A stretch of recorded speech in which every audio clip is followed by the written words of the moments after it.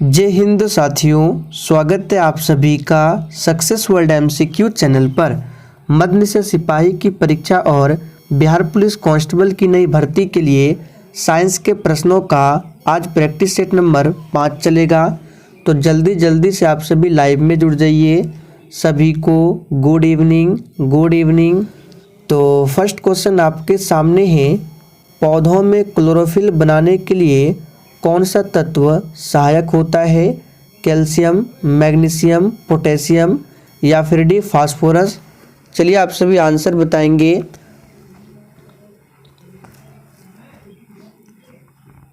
तो यहाँ पे पहले प्रश्न का आंसर क्या होगा? तो जो भी बच्चे लाइव चैट में ऑप्शन बी बता रहे हैं, बिल्कुल सही जवाब है। पौधों में क्लोरोफिल बनाने के लिए मैग्नीशियम तत्व सहायक होता है, ध्यान रखना है। मैग्नीशियम का सिंबल क्या होता है? Mg। और परमाणु क्रमांक की बात करें तो 12। दूसरा प्रश्न है, मनुष्य के शरीर में पैरों की हड्डियां हैं। चलिए आप सभी दूसरे प्रश्न के लिए आंसर बताएंगे। और दोस्तों, प्रत्येक स्टूडेंट को आंसर करना है, तभी आपका प्रॉपर तरीके से रिवीजन होगा। और डेली क्लास कीजिए। क्लास का टाइमिंग है डेली रात 8:30 बजे से। तो यहाँ पे आंसर क्या होगा? मनुष्य के शरीर में पैरों की हड्डियाँ होती है, फिबुला तथा टिबिया। तो यहाँ पे बी ऑप्शन जो ही बच्चे बता रहे हैं, बिल्कुल सही जवाब है। तीसरा प्रश्न है, विटामिन ए की कमी के कारण होता है। चलिए आप सभी तीसरे प्रश्न के लिए आंसर बताएंगे। विटामिन ए का रासायनिक नाम रेटिनॉल होता है। और विटामिन ए का सोर्स क्या है? तो गाजर। और विटामिन ए की कमी के कारण होता है रतौंधी। ध्यान रखेंगे, कौन सी बीमारी होती है? रतौंधी, जिसको बोला जाता है नाइट ब्लाइंडनेस। तो यहाँ पे सी ऑप्शन जो ही बच्चे बता रहे हैं, बिल्कुल सही जवाब है। मानव शरीर में रक्तचाप को कौन नियंत्रित करता है? चलिए आप सभी चौथे प्रश्न के लिए आंसर बताएंगे। बिल्कुल सिलेक्टेड प्रश्न है, मानव शरीर में रक्तचाप को कौन नियंत्रित करता है? तो यहाँ पे जो भी बच्चे ए बता रहे हैं, बिल्कुल सही जवाब है, अधिवृक्क ग्रंथि। ध्यान रखेंगे। और अधिवृक्क ग्रंथि से एड्रीनलिन हार्मोन स्रावित होता है, जिसे लड़ो या उड़ो हार्मोन कहा जाता है। तो आपको ध्यान रखना है, लड़ो या उड़ो हार्मोन किसे कहा जाता है? तो एड्रीनलिन हार्मोन को, जो कहाँ से स्रावित होता है? तो अधिवृक्क ग्रंथि से। ध्यान रखना है। बिजली के हीटर में कौन सी सामग्री प्रयुक्त होती है? बिल्कुल बेसिक लेवल का प्रश्न है, लेकिन एग्जाम में पूछा जाता है। चलिए आंसर बताएंगे। और जितने भी प्रश्न आपके सही होते हैं, आपको ध्यान रखना है, सेशन के लास्ट में आपको कमेंट करके अपना अपना स्कोर बताना है। तो दोस्तों, बिजली के हीटर में कौन सी सामग्री प्रयुक्त होती है? तो याद रखिएगा नाइक्रोम। यहाँ पे नाइक्रोम इस तरह से होगा, टाइपिंग एरर है। नाइक्रोम का प्रयोग होता है। और टंगस्टन का उपयोग कहाँ होता है? तो फिलामेंट में, विद्युत बल्ब के फिलामेंट में टंगस्टन का उपयोग होता है। पीतल, ये किसका मिश्र धातु है? तो हमने आपको बताया था कॉपर प्लस जेडन, यानी तांबा और जिंक के मिश्रण से बनता है पीतल। कौन सा अंग पित्त का स्रावन करता है? बहुत ही शानदार प्रश्न है, फटाफट से आंसर बताइए। कौन सा अंग पित्त का स्रावन करता है? तो दोस्तों, यहाँ पे आंसर क्या हो जाएगा? यकृत ग्रंथि। याद रखेंगे, यकृत से पित्त का स्रावन होता है, ध्यान रखेंगे। और यकृत ग्रंथि जो है, ये मानव शरीर की सबसे बड़ी ग्रंथि है। और जो पीलिया रोग होता है, इसके कारण यकृत क्या होता है? डैमेज होता है, ध्यान रखेंगे। आप लोग कमेंट करके बताइए, जो मियादी बुखार होता है, उसके कारण कौन सा अंग प्रभावित होता है? ज़रूर आप लोगों को बताना है कमेंट करके। वह यंत्र जो अत्यधिक तापक्रम को मापता है, क्या कहलाता है? चलिए आप सभी सातवें प्रश्न के लिए आंसर बताएंगे। वह यंत्र कौन सा है जो हाई टेम्परेचर को मापता है? तो बहुत ही आसान प्रश्न है, सही जवाब है पायरोमीटर। तो यहाँ पे ए ऑप्शन जो ही बच्चे बता रहे हैं, बिल्कुल सही जवाब है। और दोस्तों, अगर आप लोग करंट अफेयर्स की क्लास करना चाहते हैं या फिर लुसेंट बुक से क्वेश्चन आंसर करना चाहते हैं तो आपको मेरे दूसरे चैनल पर जाना होगा। उस चैनल पर डेली सुबह 10 बजे से क्लास होती है, तो आप लोग जाकर देख सकते हैं। उस चैनल का लिंक आपको इसी वीडियो के नीचे डिस्क्रिप्शन बॉक्स में मिल जाएगा। एक अश्व शक्ति किसका समतुल्य है, यानी कि 1 HP बराबर कितना वाट होता है, आपको बताना है। बिल्कुल इसी तरह के प्रश्न एग्जाम में पूछे आते हैं। चलिए आंसर कीजिए। एक अश्व शक्ति किसके बराबर है? तो याद कर लीजिए 746 वाट याद रखेंगे। 1 HP बराबर कितना होता है? 746 वाट याद रखेंगे। और वाट जो है ये शक्ति का SI मात्रक होता है वाट। निम्नलिखित में से किस स्थान पर छोटी g का मान सर्वाधिक होगा? चलिए आप सभी फटाफट से आंसर बताएंगे। देखिए हमने आपको बताया था पृथ्वी के ऊपर जाएंगे या फिर नीचे, छोटी g का मान जो है ये घटेगा। तो आपको याद कर लेना है पृथ्वी से ऊपर या नीचे जाने पर छोटी g का मान क्या होता है? घटता है। अब आपसे पूछा जा सकता है छोटी g का मान कहाँ पर मैक्सिमम होता है? तो याद रखिएगा पोल यानी कि ध्रुव पर। इसे याद कर लीजिए, एग्जाम में पूछा जाता है। अधिकतम कहाँ पर होगा? ध्रुव यानी कि पोल पर। और न्यूनतम कहाँ होगा? तो भूमध्य रेखा पर, ध्यान रखेंगे। तो यहाँ पे पूछा गया है गुरुत्वाकर्षण का मान सर्वाधिक कहाँ पर होगा? तो याद रखिएगा सही जवाब है अंटार्कटिका के कैंप पर, जो कहाँ पर है? ये ध्रुव पर है। और भूमध्य रेखा पर क्या होगा? इक्वेटर पर न्यूनतम होगा। आप लोग कमेंट करके बताएंगे छोटी g का मान कहाँ पर शून्य होगा। देखते कितने बच्चे आंसर कर पाते हैं। प्लास्टर ऑफ पेरिस का रासायनिक नाम क्या है? चलिए आप सभी 10 के लिए फटाफट से आंसर कीजिए। प्लास्टर ऑफ पेरिस, जिसको शॉर्ट में POP से लिखा जाता है, और इसका रासायनिक सूत्र होता है CaSO4 × ½ H2O। ये प्लास्टर ऑफ पेरिस का रासायनिक सूत्र है। और एक होता है जिप्सम का होता है CaSO4 × 2H2O। तो यहाँ पे नाम बताना है, नाम क्या होगा? कैल्शियम सल्फेट हाइड्रेट, या फिर इसको बोला जाता है कैल्शियम सल्फेट हेमीहाइड्रेट, दोनों याद रखना है। आगे देखिए, निम्नलिखित में से कौन सा विटामिन जल में घुलनशील है? चलिए आप सभी 11 के लिए फटाफट से आंसर बताइए। तो देखिए 2 विटामिन ऐसे हैं जो जल में घुलनशील है। कौन कौन? विटामिन B और विटामिन C। ये 2 विटामिन ऐसे हैं जो जल में घुलनशील है। बचे विटामिन आपको याद रखना है कीड़ा, KEDA। कीड़ा जो है ये जल में, ये वसा में घुलनशील होते हैं। जैसे vitamin K, vitamin E, vitamin D और विटामिन A ये वसा में घुलनशील है। बाकी B और C ये जल में घुलनशील है। तो ऑप्शन में दिया हुआ है D में विटामिन C, ध्यान रखेंगे। इसका रासायनिक नाम होता है एस्कॉर्बिक एसिड, और इसकी कमी से स्कर्वी रोग। आगे देखिए 20 हर्ट्ज से, यहाँ पे 20 कर लेंगे, टाइपिंग दर है। 20 हर्ट्ज से 20,000 हर्ट्ज बारंबारता की ध्वनि निम्नलिखित में से क्या है? बहुत ही शानदार प्रश्न है, फटाफट से आंसर बताइए। अब देखिए 20,000 हर्ट्ज को 20 किलो हर्ट्ज भी लिखा जाता है इस तरह से, तो आपको दोनों याद रखना है। तो ध्यान दीजिए 20 हर्ट्ज से 20,000 हर्ट्ज जो बारंबारता की ध्वनि होती है, इसको हम लोग सुन सकते हैं, और इसको बोला जाता है श्रव्य यानी कि ऑडिबल ध्वनि। तो यहाँ पे D ऑप्शन आपका सही जवाब है। और 20,000 हर्ट्ज से जो ऊपर होती है उसको बोला जाता है अल्ट्रासोनिक, जिसको प्राश्रव्य कहते हैं। देखिए यहाँ पे लिख देते हैं अल्ट्रासोनिक। अल्ट्रासोनिक क्या है? तो 20,000 हर्ट्ज से ऊपर की ध्वनि, और 20 हर्ट्ज से नीचे उसको बोलते हैं इंफ्रासोनिक, जिसको बोलते हैं अवश्रव्य हिंदी में। तो तीनों याद रखना है।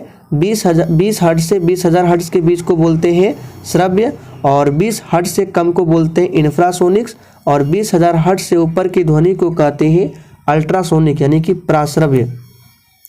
आगे देखिए आनुवांशिकी के जनक वैज्ञानिक कौन है? चलिए आप सभी 13 के लिए आंसर बताएंगे। और जिसने अभी तक सेशन को लाइक नहीं किया है फटाफट से सेशन को लाइक कीजिए। तो तो अनुवांशिकी के जनक वैज्ञानिक कौन है? Gregor Mendel. यहाँ पे डी ऑप्शन आपका सही जवाब है। ध्वनि तरंगे नहीं चल सकती है। चलिए आप सभी 14 के लिए आंसर बताएंगे। ध्वनि तरंगे नहीं चल सकती है।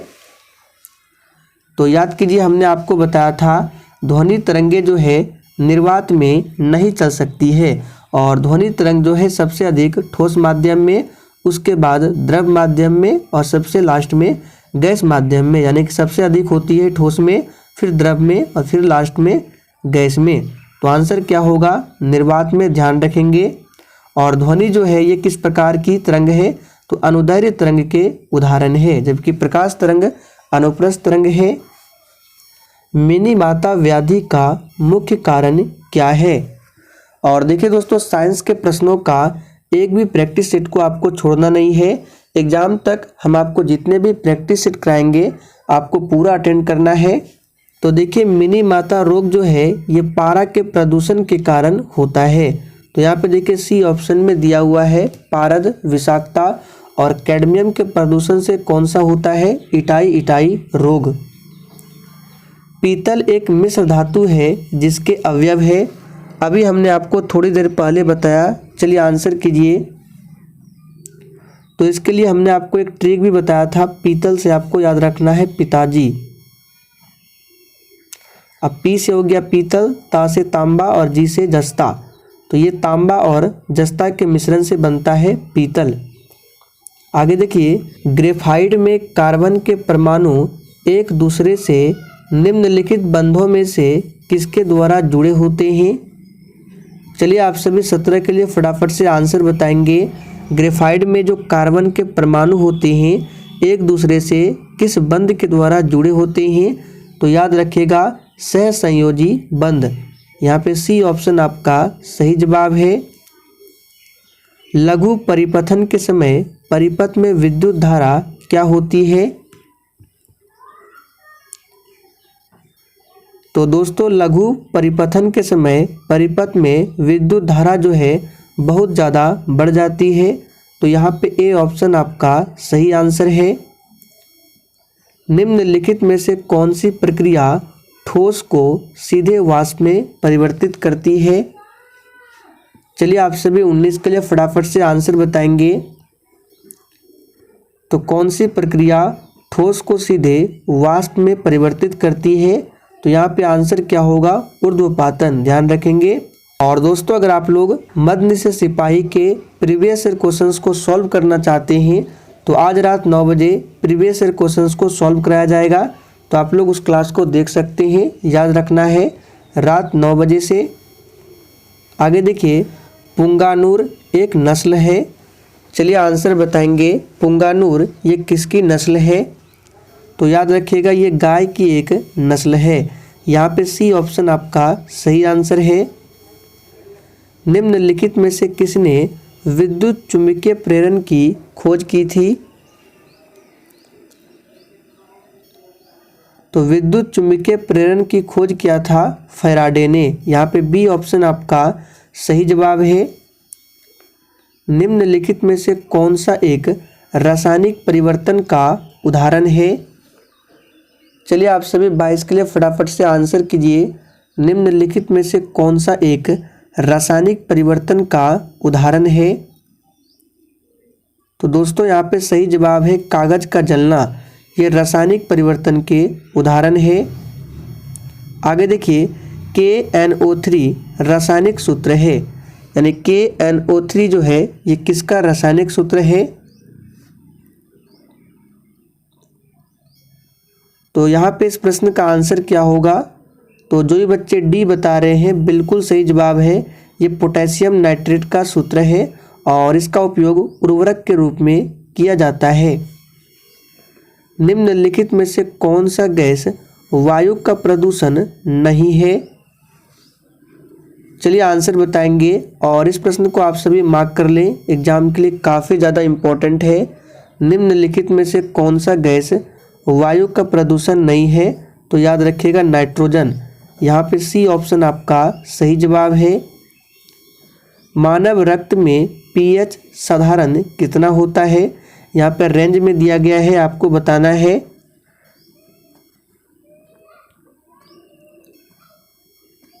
तो देखिए जैसे कि मानव रक्त का पीएच मान होता है 7.4, तो ये किस रेंज में आएगा? सी ऑप्शन में 7.5 से 8.0, तो इसी रेंज के बीच में आएगा 7.4। तो आंसर हमारा क्या होगा?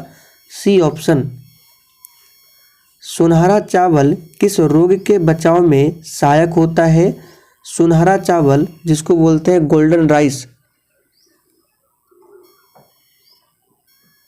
तो यहाँ पे आंसर क्या होगा? याद रखिएगा जीरोथ्लेमिया। सी ऑप्शन जो ही बच्चे बता रहे हैं बिल्कुल सही जवाब है, ध्यान रखना है।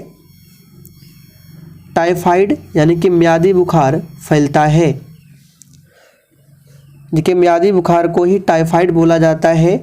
और ये जब होता है तो मनुष्य के शरीर का कौन सा अंग प्रभावित होता है? हमने आपसे पूछा था, तो याद रखिएगा आंत, इससे आंत प्रभावित होता है और ये फैलता है, याद रखिएगा किससे?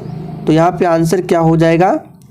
पानी एवं खाद्य पदार्थ दूषित, यानी कि दूषित पानी और खाद्य पदार्थ से फैलता है, ध्यान रखेंगे। और ये किसके कारण होता है? तो ये जीवाणु के कारण होता है। कौन सा जीवाणु? तो साल्मोनेला टाइफी, याद रखिएगा साल्मोनेला टाइफी जीवाणु के कारण म्यादी बुखार फैलता है। निम्नलिखित में से कौन सा कारक अभिक्रिया दर पर कोई प्रभाव नहीं डालता है? तो कौन सा कारक है जो अभिक्रिया दर पर कोई प्रभाव नहीं डालता है? तो याद रखिएगा ये है एंथैल्पी में परिवर्तन। यहाँ पे ए ऑप्शन आपका सही आंसर है। कॉपर के किस मिश्र धातु में जिंक नहीं होता है?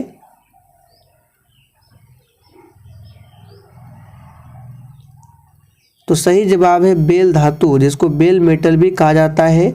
इसमें कॉपर और टीन होता है, इसमें जिंक नहीं होता है। तो आंसर क्या होगा? C option. फेफड़ों का सफेद कैंसर किसके कारण होता है?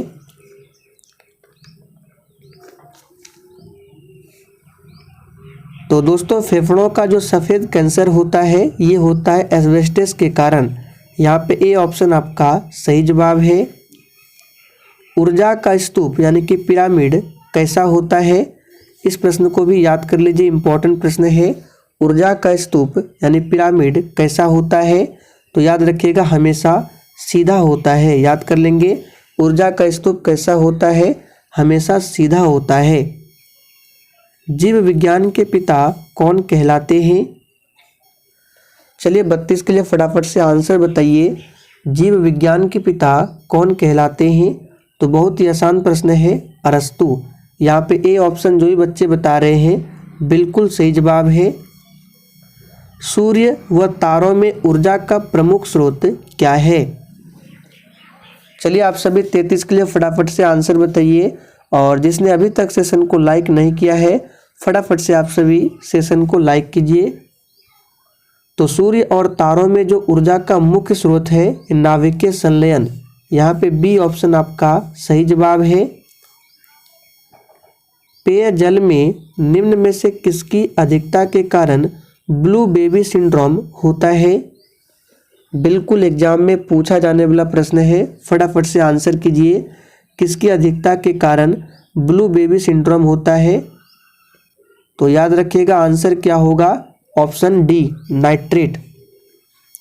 आगे देखिए, भारत में परमाणु ऊर्जा आयोग की स्थापना कब की गई थी? तो इस प्रश्न को हमने आपको काफी बार बताया है। चलिए आंसर कीजिए, भारत में परमाणु ऊर्जा आयोग की स्थापना कब किया गया था? तो बिल्कुल सही आंसर दे रहे हैं 1948 में। पाचन तंत्र का कौन सा भाग हाइड्रोक्लोरिक अम्ल स्रावित करता है?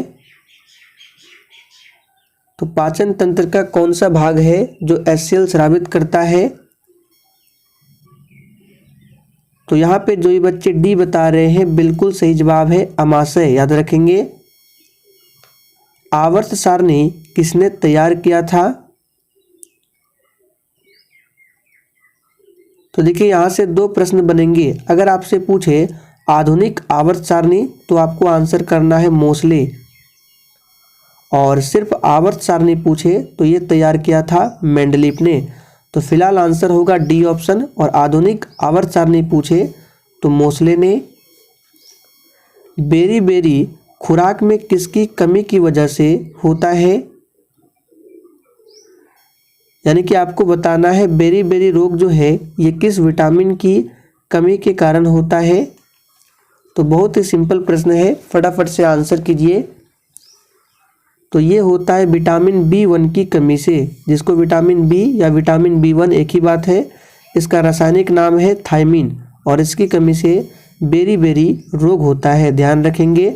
विटामिन ए की कमी से रतौंधी, विटामिन ई की कमी से क्या होता है आप लोग कमेंट करके बताइए।